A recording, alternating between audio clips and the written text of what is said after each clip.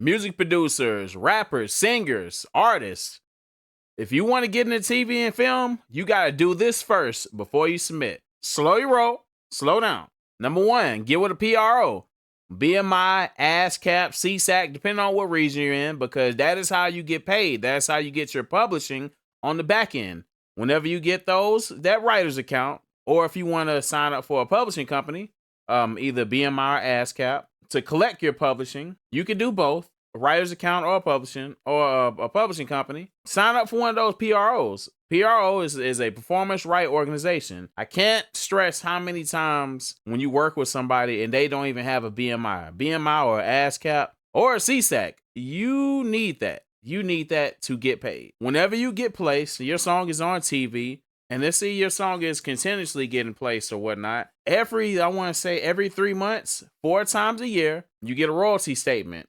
But this is after 3 to 6 months in a year after your song has been placed, and you reach a certain financial threshold, you'll start seeing those royalties in a statement. And you can actually go on Google to find out those royalty dates. On your royalty statement, it's going to show you the TV show, the network, the song that was aired, and how much you was paid for it. Because with some music libraries, you're not going to always know where your songs get placed right away, because your songs just get thrown inside a system that gets picked up, and then they just throw them in different shows and stuff. Because sync is a numbers game. All right, next one. This is for my artists, producers too. Rappers and singers, lock in with a music producer and do at least a minimum of 5 songs. Make sure that those 5 songs are on topic to what you're trying to submit to, you know? And do what you're good at. Do what you're good at as well. If you're good at hip hop, don't go and try to do folk music. Don't go and try to do Latin music. If that's not your lane, then don't try to do that. And then this will actually be in another video of things not to do. So be on the lookout for that.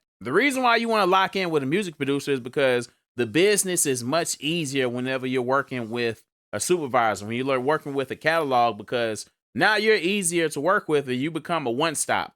You yourself can be a one-stop if you're submitting straight to the music supervisor. If you're submitting to a catalog, you want to lock in with one music producer or whatever, at least one. Typically, the ideal situation is one music producer, but lock in with a music producer.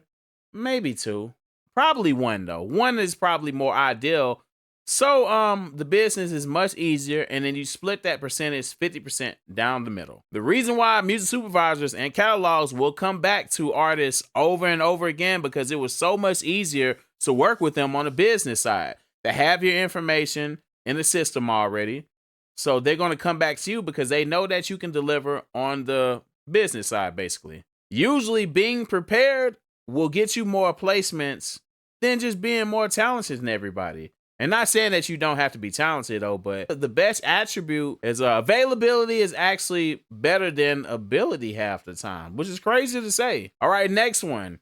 Make sure your songs are structured right for TV and sync, which is basically like a radio song. What do you mean by that? Let me tell you. All right, short intro. I repeat, short intro. You don't want your intro 20 seconds. Hey, we're not doing these old school intros where ducks, cows, chickens. Shout out to Manny Fresh though, but you got a long intro. Next, that's what supervisor gonna do. All right, so short intro, hook, verse, another hook, verse, hook, outro, sting, get them out of there. I'm gonna repeat this again.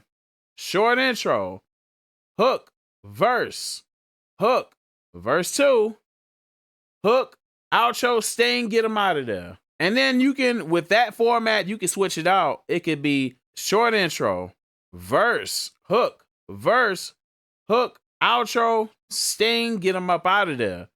You want that structure to be clear as possible so the supervisor that is working on the TV show can see exactly what's needed for the show, you know? And then they know exactly what you're talking about. They know exactly how the song is structured. They know where the hook is at. They know where the verse is at.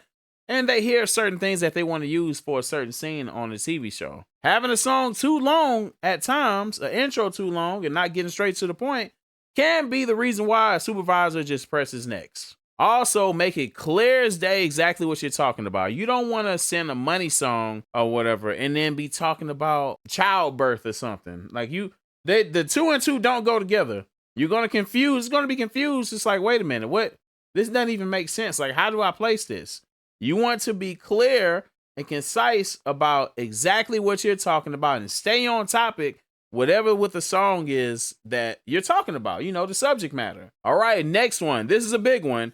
Get your songs mixed and mastered as clean and the best possible way that you can. A average song that's mixed good, clean, you can hear everything or whatnot, it's loud enough, it's not super loud, it's not glaring. Those songs will get picked over a great song with terrible mixing. Terrible mixing hurts the person's ear. You're going to end up getting pressed next on. Having a clean mix is so imperative. And it's actually not that, I ain't going to say it's not that hard though, but I encourage rappers and producers to learn how to mix and master or whatnot when it comes to sync, because whenever it comes to being prepared and being ready, man, those songs, those briefs and those submissions and stuff, like, man, they're getting done every day. And whoever is prepared, those are the people that's going to, those rappers, those artists, those producers, those are the ones who's going to get those placements, who's going to get those dollars. You want to be prepared. You want to be ready. Because once again, availability is better than ability. And you want to make sure that your songs are clear and mixed and mastered the right way. You don't want nothing that's just too loud. You don't want nothing that's too distorted. You don't want anything that's all over the place. You can't hear what the person is talking about because the music is higher than the vocals. It has to be a perfect marriage, a perfect mix. So you want to make sure that you have your songs mixed and mastered to the best of your ability. And if you don't know how to mix yourself, lock in with somebody and do that. Because in the day, that investment of getting your song mixed and mastered or whatever with somebody that knows what they're doing is going to pay off in the long run, because these songs are going to pay off forever once they get placed. All right, next one. Once you have all your songs and files ready, they're structured right, whether it be WAV format, 24-bit, I believe, 24-bit or 16-bit, depends on whatever format that they want. I would say the typical format is like 24-bit. Make sure that you have your files, your songs files inside of a playlist. So it's easy to listen to, easy to get to, like a disco.co is ideal. But if you don't have that, you can also have a SoundCloud link and make a playlist, make a private playlist on that. You can have it in a Dropbox. I wouldn't do Dropbox all the time, but it's possible. Or you can put it in the Google Drive, and then you could make folders.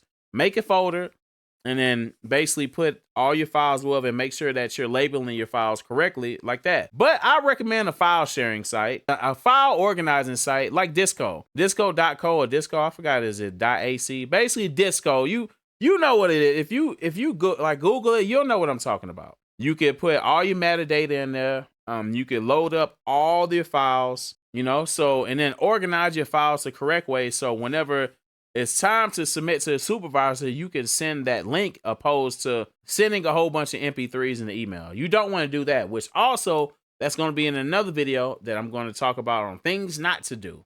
Alrighty, next one.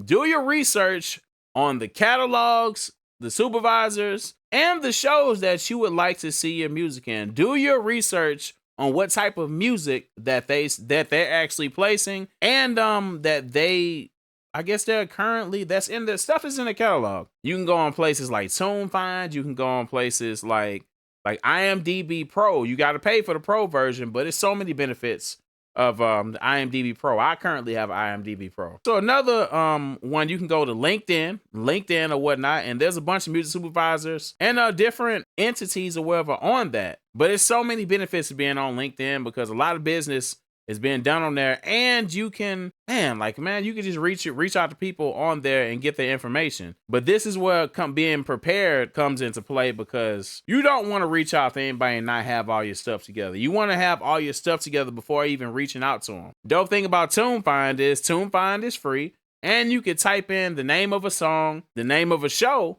right, that you heard music that fits your sound, your type of music, or whatever your genre. And you can look and see who was the music supervisor on that show, and then find the information, go through the proper channels, find the information, and submit to them. But again, you got to have your stuff prepare. You got to have all your ducks in a row before even submitting to these music supervisors and these catalogs.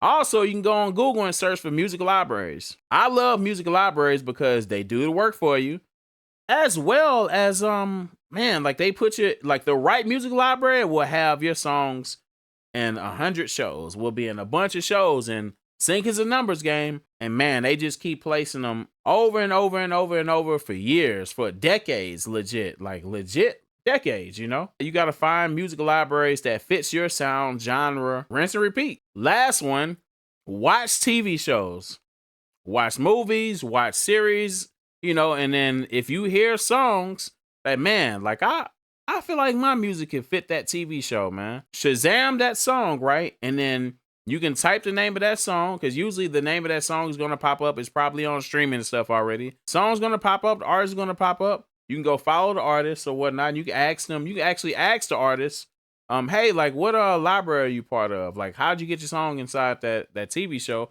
And most of them will tell you the truth. They'll tell you how they did it. You can find that song, right? Once you get the name of that song from Shazamming it, because most people, whenever they hear a song that they like, they Shazam it and then they go follow you. You can type in the name of that song, put it in TuneFind, and then it's going to show you the episode that song was played on, as well as other shows that song was played on, right, and placed. You know, it's going to show you the music supervisor, and you can actually reach out to them. If you have all your ducks and stuff in a row, if you have all your business ready, you have all your files ready, right, that's when you submit, you send that email. But I'll be doing another video on how to talk to these supervisors, how to talk to catalogs and stuff before even submitting, you know, do it the right way. Like I said, the benefit of having an IMDb Pro account is you can actually go to the exact episode that you heard that song on, because every episode has a name, right? And then you can find the music supervisor on IMDb Pro, but it's only on a Pro account. But you're paying, I guess, a monthly fee. It might be like $24 a month or $20 a month. But it's so many, I would say, man, it's so many benefits of having an IMDb Pro account, because you can find different shows where music and stuff is on it. And you can put all your placements and credits on your profile page, right? And that's pretty much your resume. That's like your resume whenever people want to work with you, whenever you put it on like your sites, your social medias and stuff, you know? But music producers, rappers, singers, artists, those are things that you got to do before submitting to a music supervisor, a music catalog, you know, for sync licensing. There's a few other things you got to do, but I'll definitely be talking to you on the next video about what not to do when trying to get in sync licensing. I appreciate everybody stopping by and watching this video. I'll see you guys in the next video. Appreciate it. Peace. For you, what do you tell that aspiring producer that's watching this video right now that they're like, man, I want to have opportunities like that. I want to do dope stuff like that, but I'm just starting. What do you tell them to inspire them to keep going? Never take it personal. Your time will come. But while your time is coming, like, don't stop working just because the time isn't here. You have to keep working while people aren't watching. Come on. Because you'll be ready for the moment, be prepared. You guys can come and check it out. You can come here live at the Toyota Center this season with the Houston Rockets, Clutch City Beats. Hey, H-Town, let's get it.